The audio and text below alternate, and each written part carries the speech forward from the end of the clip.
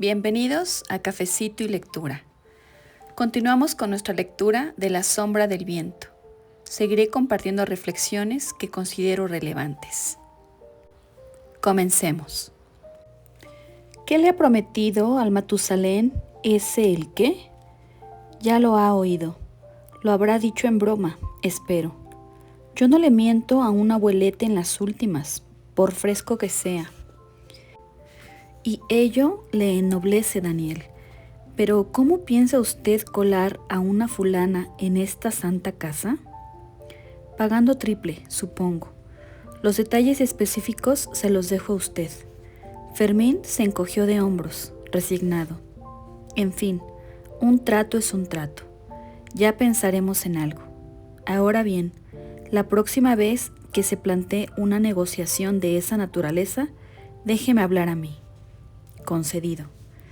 Tal y como me había indicado el anciano Vivales, encontramos a Jacinta Coronado en un altillo al que solo podía acceder desde una escalinata en el tercer piso. Según el abuelete lujurioso, el ático era el refugio de los casos internos, a quienes la parca no había tenido la decencia de privar al entendimiento, estado por otra parte de escasa longevidad. Al parecer, aquella ala oculta había albergado en sus días las habitaciones de Baltasar, alias Laszlo, desde las cuales presidía las actividades del Tenebrarium. Cultivaba las artes amatorias recién llegadas de Oriente, entre vapores y aceites perfumados. Cuanto quedaba de aquel dudoso esplendor eran los vapores y perfumes, si bien de otra naturaleza. Jacinta Coronado languidecía, rendida en una silla de mimbre, envuelta en una manta. «¿Señora Coronado?», pregunté alzando la voz, temiendo que la pobre estuviese sorda, tarada o ambas cosas. La anciana nos examinó con detenimiento y cierta reserva. Tenía la mirada arenosa y apenas unas mechas de cabello blanquecino le cubrían la cabeza. Advertí que me observaba con extrañeza, como si me hubiera visto antes y no recordase dónde. Temí que Fermín se apresurase a presentarme como el hijo de Carax o algún ardid semejante, pero se limitó a arrodillarse a la vera de la anciana y a tomar su mano temblorosa y ajada. «Jacinta, soy yo, Fermín, y este pimpollo es mi amigo Daniel. Nos envía su amigo el padre Fernando Ramos, que hoy no ha podido venir porque tenía 12 misas que decir. Ya sabe cómo es esto del santoral. Pero le envía a usted muchísimos recuerdos. ¿Cómo se encuentra usted?». La anciana sonrió dulcemente a Fermín. Mi amigo le acarició el rostro y la frente. La anciana agradecía el tacto de otra piel, como un gato faldero. Sentí que se me estremecía la garganta. «Qué pregunta más tonta, ¿verdad?», continuó Fermín. «A usted lo que le gustaría es estar por ahí, marcándose un chotis. Porque tiene usted planta de bailarina. Se lo debe de decir todo el mundo. No le había visto tratar con tanta delicadeza a nadie, ni siquiera a la Bernarda. Las palabras eran pura salamería, pero el tono y la expresión de su rostro eran sinceros. «Qué cosas más bonitas dice usted», murmuró con voz rota, de no tener con quién hablar o nada que decir. «Ni la mitad de bonitas que usted tiene, Jacinta. ¿Cree que le podríamos hacer unas preguntas? Como en los concursos de la radio, ¿sabe?». La anciana pestañeó por toda respuesta. «Yo diría que eso es un sí. ¿Se acuerda usted de Penélope, Jacinta? Penélope Aldaya. Es de ella de quien queríamos preguntarle». Jacinta asintió, la mirada encendida de súbito. «Mi niña», murmuró, y pareció que se nos iba a echar a llorar allí mismo. «La misma. ¿Se acuerda, Nosotros somos amigos de Julián Carax, el de los cuentos de miedo. ¿Se acuerda también?». Los ojos de la Jacinta brillaban, como si las palabras y el tacto en la piel le devolviesen la vida por momentos. El padre Fernando, del Colegio de San Gabriel, nos dijo que quería usted mucho a Penélope. Él también la quiere usted mucho y se acuerda todos los días de usted, ¿sabe? Si no viene más a menudo es porque el nuevo obispo, que es un trepa, lo fríe como un cupo de misas que lo tiene afónico. ¿Ya come usted bien?, preguntó de súbito la anciana, inquieta. Trago como una lima, Jacinta. Lo que ocurre es que tengo un metabolismo muy masculino y lo quemo todo.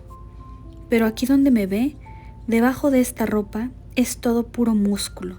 Toque, toque, como Charles Atlas, pero más velludo. La anciana sintió más tranquila. Solo tenía ojos para Fermín, y a mí me había olvidado completamente. ¿Qué puede decirnos de Penélope y de Julián? Me la quitaron entre todos, dijo, a mi niña.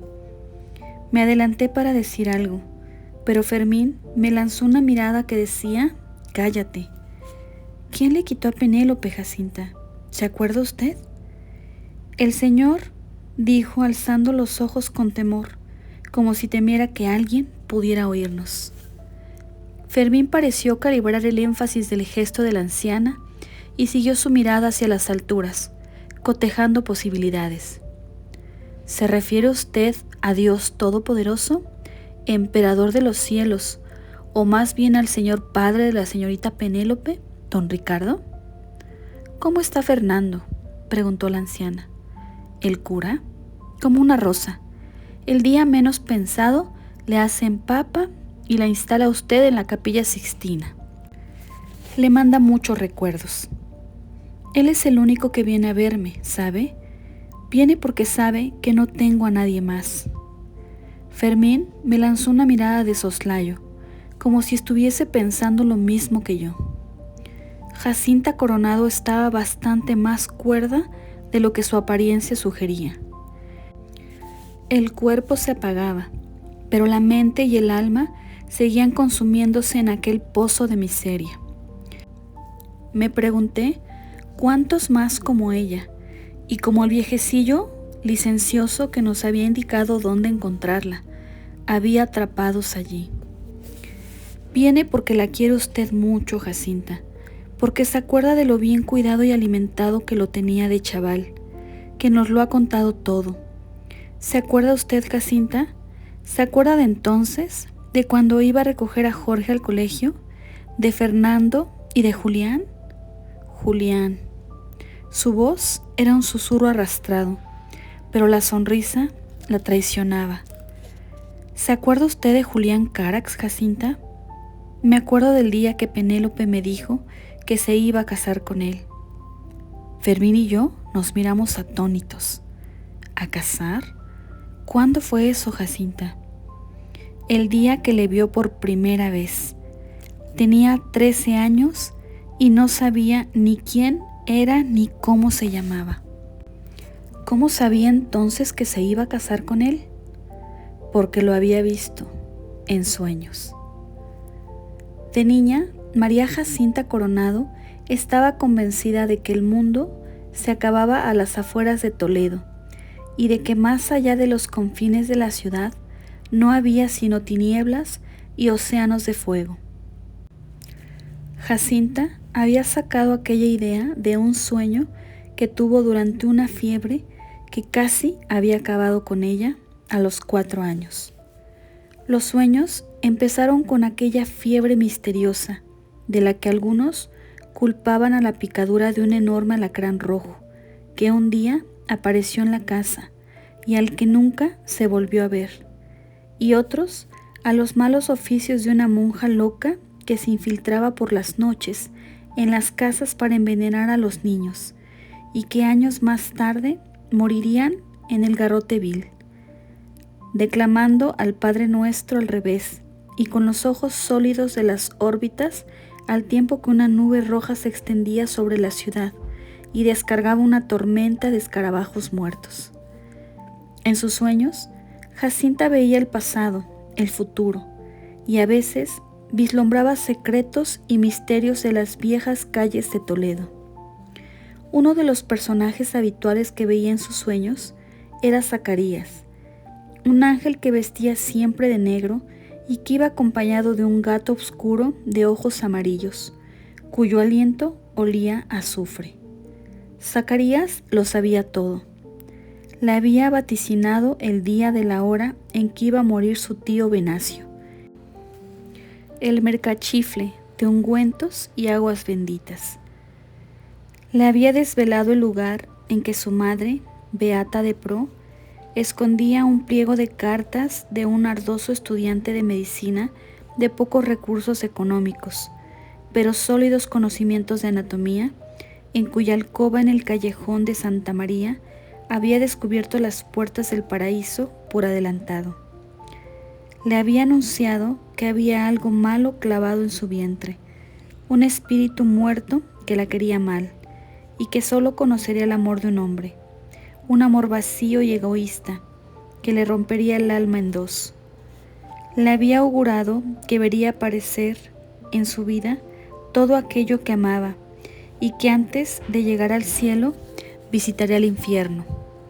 El día de su primera menstruación, Zacarías y su gato sulfúrico desaparecieron de sus sueños. Pero años más tarde, Jacinta habría de recordar las visitas del ángel de negro con lágrimas en los ojos, pues todas sus profecías se habían cumplido. Así, cuando los médicos diagnosticaron que nunca podría tener hijos, Jacinta no se sorprendió. Tampoco se sorprendió, aunque casi se murió de pena, cuando su esposo de 3 años le anunció que la abandonaba por otra, porque ella era como un campo yermo y baldío que no daba fruto, porque no era mujer.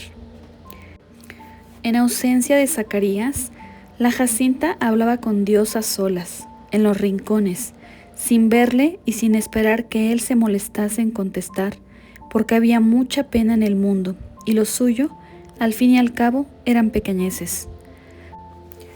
Todos sus monólogos con Dios versaban sobre el mismo tema. Solo deseaba una cosa en la vida: ser madre, ser mujer. Un día de tantos, rezando en la catedral, se le acercó un hombre a quien reconoció como Zacarías. Vestía como siempre y sostenía a su gato malicioso en el regazo. No había envejecido un solo día y seguía luciendo aquellas uñas magníficas, de duquesa, largas y afiladas. El ángel le confesó que acudía a él porque Dios no pensaba contestar a sus plegarias. Zacarías le dijo que no se preocupase, porque de un modo u otro él le enviaría una criatura. Se inclinó sobre ella, susurró la palabra Tibidabo y la besó en los labios muy tiernamente. Al contacto de aquellos labios finos, de caramelo, la Jacinta tuvo una visión. Tendría una niña sin necesidad de conocer varón. Esa niña vendría a ella en una ciudad muy lejana, atrapada entre una luna de montañas y un mar de luz, una ciudad forjada de edificios que solo podían existir en sueños. Luego, Jacinta no supo decir si la visita de Zacarías había sido otro de sus sueños, o si realmente el ángel había acudido a ella en la catedral de Toledo, con su gato y sus uñas escarlata recién manicuradas. De lo que no dudó un instante fue de la veracidad de aquellas predicciones. Aquella misma tarde consultó con el diácono de la parroquia, que era un hombre leído y que había visto mundo. El diácono, que alegó desconocer al ángel Zacarías entre las legiones aladas del cielo, escuchó con atención la visión de la Jacinta y tras mucho sopesar el tema, ateniéndose a la descripción de una suerte de catedral que en palabras de la vidente parecía una gran peineta hecha de chocolate fundido, el sabio le dijo: Jacinta, eso que has visto tú es Barcelona, la gran hechicera y el templo expiatorio de la Sagrada Familia. 2 semanas más tarde, armada de un fardo, un misal y su primera sonrisa en 5 años, Jacinta partía rumbo a Barcelona, convencida de que todo lo que le había descrito el ángel sería realidad. Pasarían meses de arduas vicisitudes antes de que Jacinta encontrase empleo fijo en uno de los almacenes de Aldaya e Hijos, junto a los pabellones de la vieja Exposición Universal de la Ciudadela. La Barcelona de sus sueños se había transformado en una ciudad hostil y tenebrosa, de palacios cerrados y fábricas que soplaban aliento de niebla, que envenenaban la piel de carbón y azufre. Jacinta supo desde el primer día que aquella ciudad era mujer, vanidosa y cruel, y aprendió a temerla y a no mirarla nunca a los ojos. Vivía sola en una pensión del barrio de la Ribera, donde su sueldo apenas le permitía pagarse un cuarto miserable, sin ventanas ni más luz que las velas que rodaban en la catedral, y que dejaba encendida toda la noche para asustar a las ratas que se habían comido las orejas y los dedos del bebé de 6 meses de la Ramoneta, una prostituta que alquilaba la pieza contigua y la única amiga que había conseguido hacer en 11 meses en Barcelona. Aquel invierno llovió casi todos los días, lluvia negra de ollís y arsénico. Pronto, Jacinta empezó a temer que Zacarías la había engañado, que había venido a aquella ciudad terrible a morir de frío, de miseria y de olvido. Dispuesta a sobrevivir, Jacinta acudía todos los días antes del amanecer al almacén y no salía hasta bien entrada la noche. Allí la encontraría por casualidad don Ricardo Aldaya, atendiendo a la hija de uno de los capataces, que había caído enferma de consumición, y al ver el celo y la ternura que emanaba la muchacha, decidió que se la llevaba a su casa para que atendiese a su esposa, que estaba encinta del que había de ser su primogénito. Sus plegarias habían sido escuchadas. Aquella noche Jacinta vio a Zacarías de nuevo en sueños. El ángel ya no vestía de negro, iba desnudo y su piel estaba recubierta de escamas. Ya no le acompañaba su gato, sino una serpiente blanca enroscada en el torso. Su cabello había crecido hasta la cintura y su sonrisa, la sonrisa de caramelo que había besado en la Catedral de Toledo, aparecía surcada de dientes triangulares y cerrados como los que había visto en algunos peces de alta mar, agitando la cola en la lonja de los pescadores. Años más tarde, la muchacha describía esta visión a un Julián Carax de 18 años, recordando el día en que Jacinta iba a dejar la pensión de la Ribera para mudarse al palacete Aldaya. Supo que su amiga, la Ramoneta, había sido asesinada a cuchilladas en el portal aquella misma noche y que su bebé había muerto de frío en brazos del cadáver. Al saberse la noticia, los inquilinos de la pensión se enzarzaron en una pelea a gritos, puñadas y arañazos para disputarse las escasas pertenencias de la muerta. Lo único que dejaron fue el que había sido un tesoro más preciado, un libro. Jacinta lo reconoció, porque muchas noches la Ramoneta le había pedido si podía leerle 1 o 2 páginas. Ella nunca había aprendido a leer.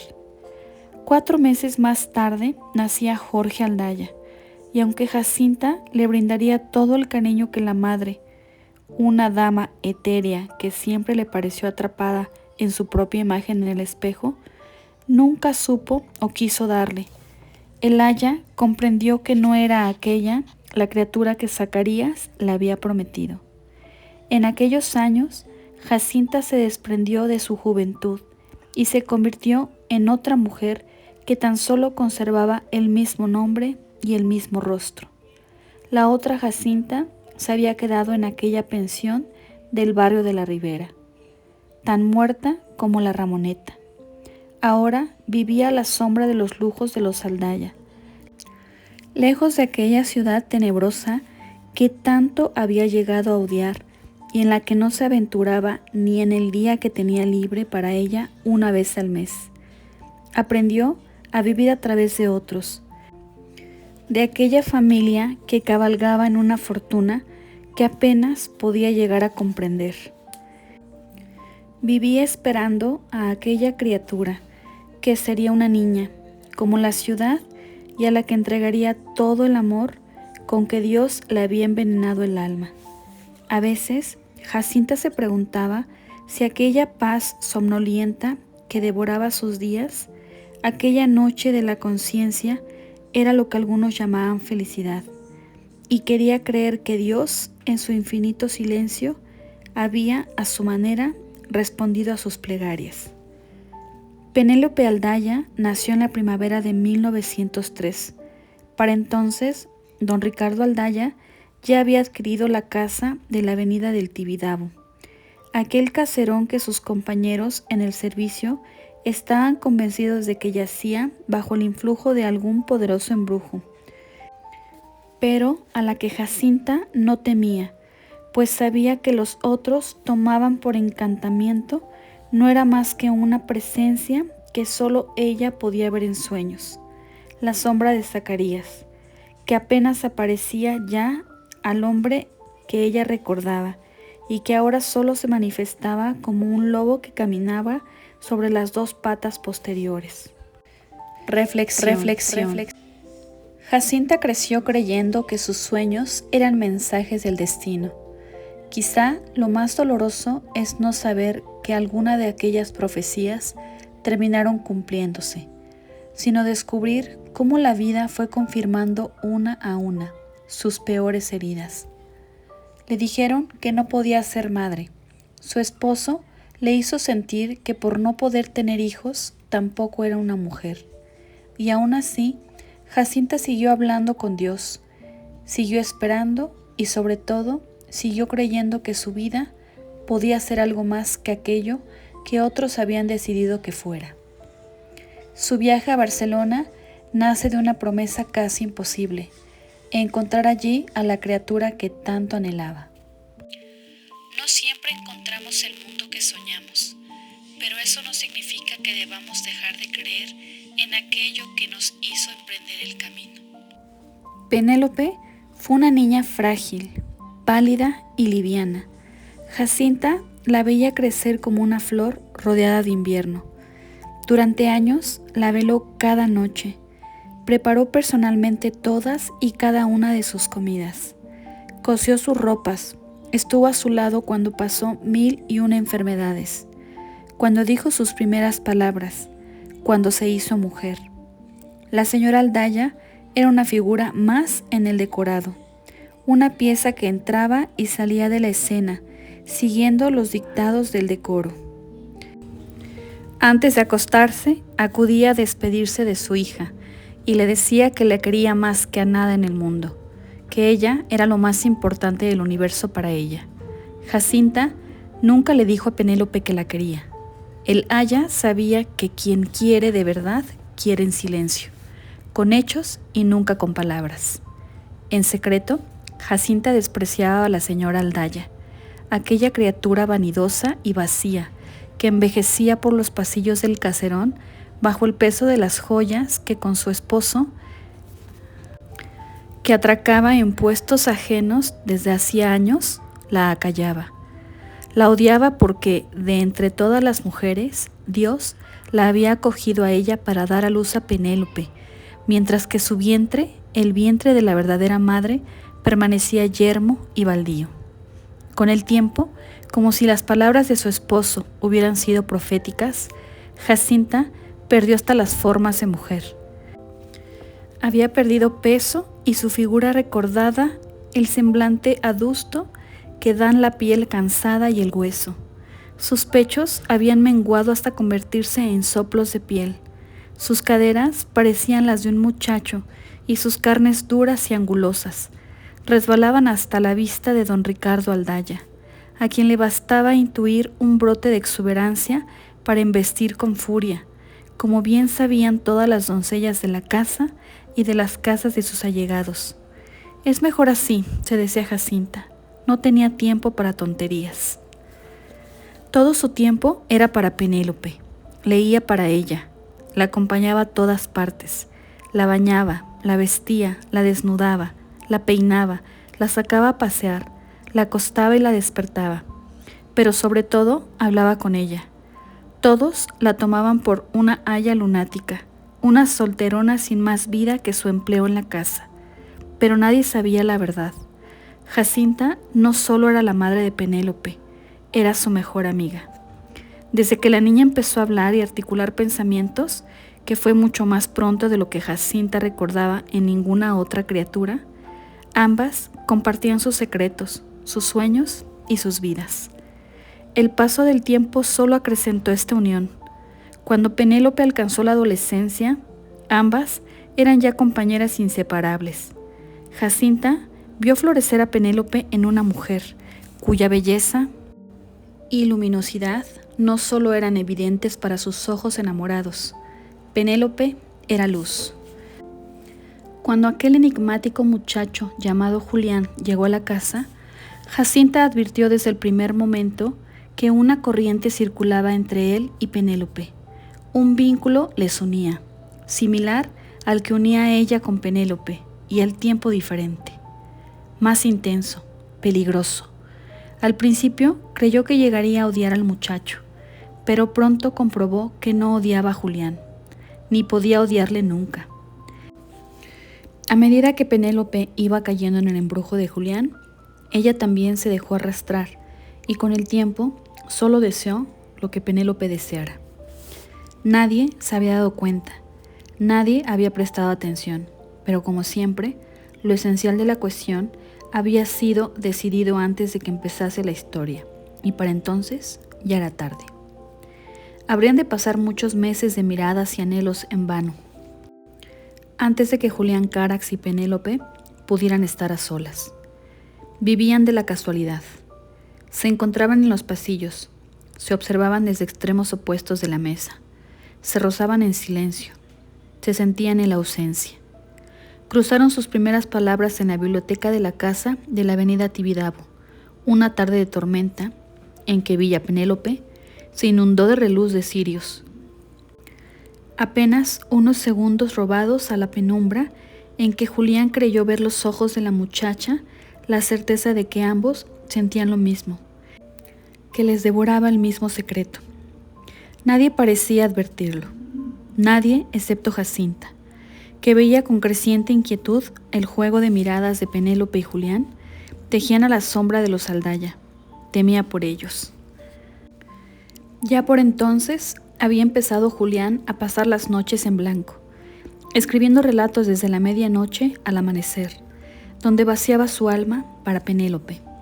Luego, visitando la casa de la avenida Tibidabo con cualquier excusa, buscaba el momento de colarse escondidas en la habitación de Jacinta y le entregaba las cuartillas para que ella se las diese a la muchacha.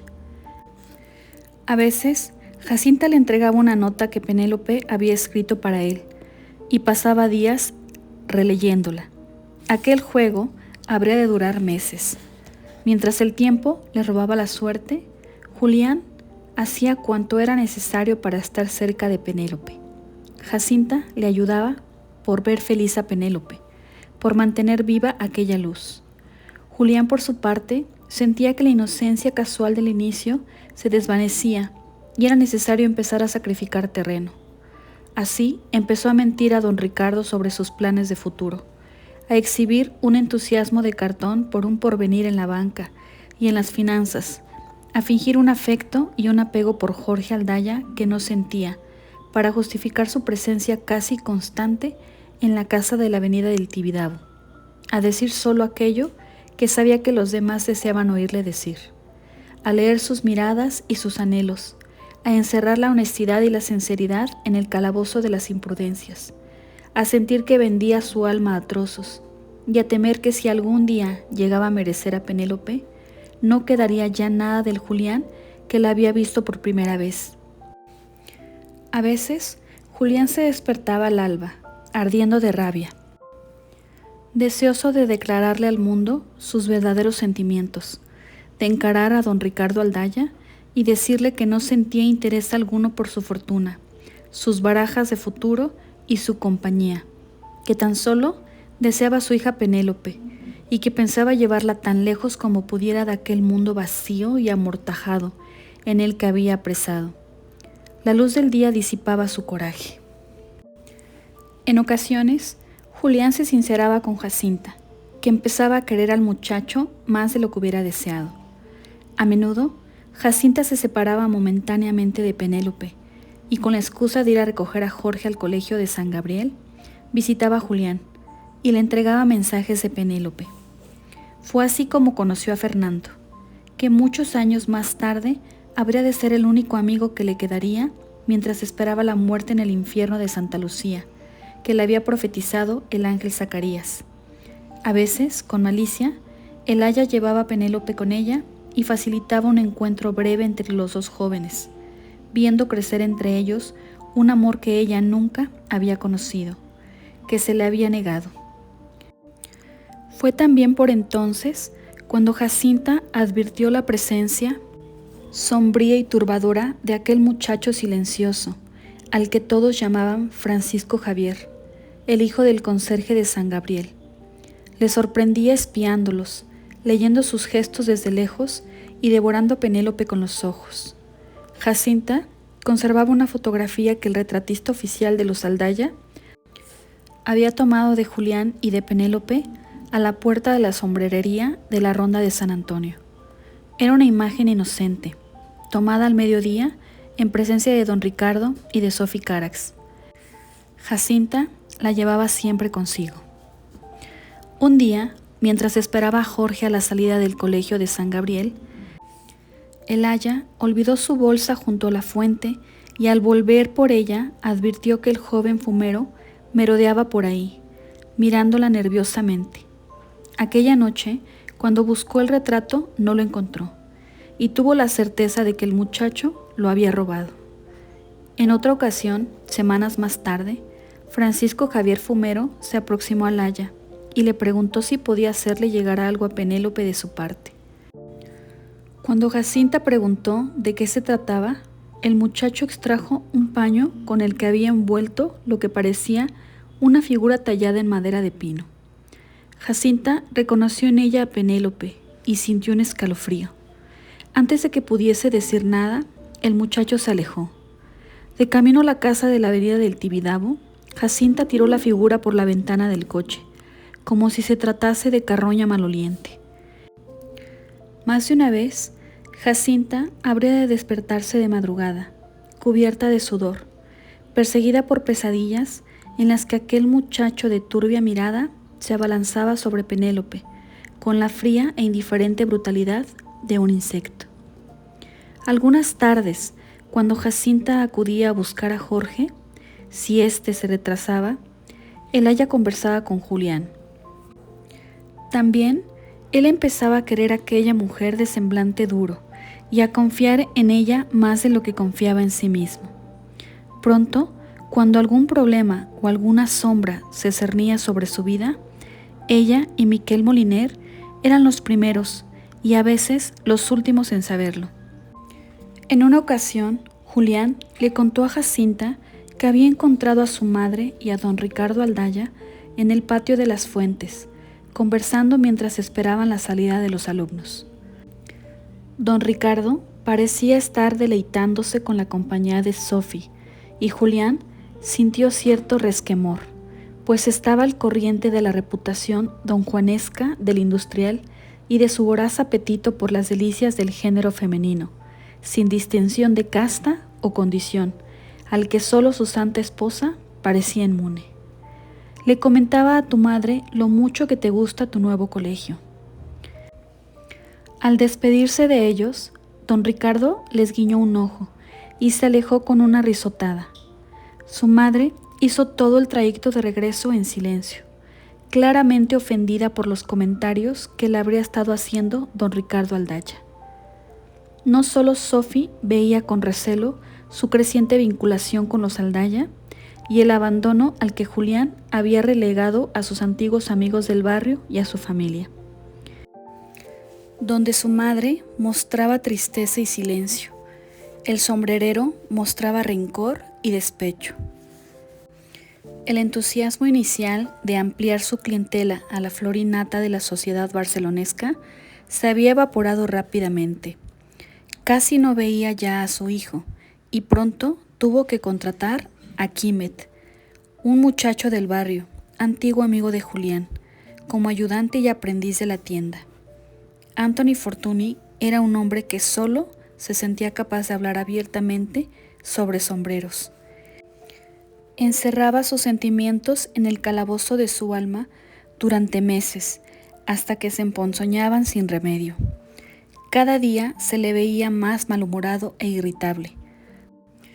Todo le parecía mal, desde los esfuerzos del pobre Quimet, que se dejaba el alma en aprender el oficio, a los amagos de su esposa Sophie, por suavizar el aparente olvido que le había condenado Julián. Tu hijo se cree que es alguien porque esos ricachones le tienen de mona de circo, decía con aire sombrío, envenenado de rencor. Un buen día, cuando se iban a cumplir 3 años desde la primera visita de don Ricardo Aldaya a la sombrerería de Fortuny e hijos, el sombrerero dejó a Quimet al frente de la tienda y le dijo que volvería al mediodía. Ni corto ni perezoso, se presentó en las oficinas que el consorcio Aldaya tenía en el Paseo de Gracia y solicitó ver a don Ricardo. ¿Y a quién tengo el honor de anunciar?, preguntó un lacayo de talento altivo. A su sombrerero personal. Don Ricardo le escribió, vagamente sorprendido, pero con buena disposición, creyendo que tal vez Fortuny le traía una factura. Los pequeños comerciantes nunca acababan de comprender el protocolo del dinero. Y dígame, ¿qué puedo hacer por usted, amigo Fortunato? Sin más dilatación, Anthony Fortuny procedió a explicarle a don Ricardo que andaba muy engañado con respecto a su hijo Julián. Mi hijo, don Ricardo, no es el que usted piensa. Muy al contrario, es un muchacho ignorante, holgazán y sin más talento que las ínfulas que su madre le ha metido en la cabeza. Nunca llegará a nada, créame. Le falta ambición, carácter. Usted no le conoce, y él puede ser muy hábil para engatusar a los extraños, para hacerles creer que sabe de todo, pero no sabe de nada, de nada. Es un mediocre, pero yo le conozco mejor que nadie, y me parecía necesario advertirle. Don Ricardo Aldaya había escuchado este discurso en silencio, sin apenas pestañear. ¿Eso es todo, Fortunato? El industrial procedió a presionar un botón de su escritorio y a los pocos instantes apareció en la puerta del despacho el secretario que la había recibido. El amigo Fortunato ya se iba, anunció. Tenga la bondad de acompañarla a la salida. El tono gélido del industrial no fue del agrado del sombrerero. Con su permiso, don Ricardo, es Fortuny, no Fortunato. Lo que sea, es usted un hombre muy triste, Fortuny. Le agradeceré que no vuelva por aquí. Cuando Fortuny se encontró de nuevo en la calle, se sintió más solo que nunca, convencido de que todos estaban contra él. Apenas días más tarde, los clientes de Postín, que le había granjeado su relación con Aldaya, empezaron a enviar mensajes cancelando sus encargos y saldando sus cuentas. En apenas semanas tuvo que despedir a Quimet porque ya había trabajado para ambos en la tienda. Al fin y al cabo, el muchacho tampoco valía para nada. Era mediocre y holgazán, como todos. Fue por entonces que la gente del barrio empezó a comentar que al señor Fortuny se le veía más viejo, más solo, más agrio. Ya apenas hablaba con nadie y pasaba largas horas encerrado en la tienda, sin nada que hacer, viendo pasar a la gente al otro lado del mostrador con un sentimiento de desprecio y a un tiempo de anhelo. Luego se dijo que las modas cambiaban, que la gente joven ya no llevaba sombreros y que los que lo hacían preferían acudir a otros establecimientos en que los vendían ya hechos, por tallas, con diseños más actuales y más baratos. La sombrerería de Fortuny e hijo se hundió lentamente en un letargo de sombras y silencios. «¿Estáis esperando que me muera?», decía para sí, «pues a lo mejor os doy el gusto». Él no lo sabía, pero había empezado ya a morir hace mucho tiempo. Después de aquel incidente, Julián se volcó completamente en el mundo de los Aldaya, en Penélope y en el único futuro que podía concebir. Así pasaron casi 2 años en la cuerda floja, viviendo en secreto. Zacarías, a su modo, la había advertido mucho tiempo atrás. Sombras se esparcían a su alrededor y pronto estrecharían el cerco. El primer signo llegó un día de abril de 1918. Jorge Aldaya cumplía 18 años. Y don Ricardo, oficiando de gran patriarca, había decidido organizar una monumental fiesta de cumpleaños que su hijo no deseaba y de la que él, argumentando razones de alta empresa, estaría ausente para encontrarse en la suite azul del Hotel Colón con una deliciosa dama de asueto recién llegada de San Petersburgo. La casa de la avenida Tibitabo quedó convertida en un pabellón circense para el evento. Cientos de faroles, banderines, tenderetes dispuestos en los jardines para atender a los invitados. Casi todos los compañeros de Jorge Aldaya del Colegio de San Gabriel habían sido invitados. Por sugerencia de Julián, Jorge había incluido a Francisco Javier Fumero. Miquel Moliner les advirtió de que el hijo del conserje de San Gabriel se iba a sentir desplazado en aquel ambiente fatuo y pomposo de señoritos de postín. Francisco Javier recibió su invitación, pero incluyendo lo mismo que Miquel Moliner vaticinaba, decidió declinar el ofrecimiento. Cuando doña Ivonne, su madre, supo que su hijo pretendía rechazar una invitación a la fastuosa mansión de los Aldaya, estuvo a punto de arrancarle la piel. ¿Qué era aquello sino el signo de que pronto ella entraría en sociedad?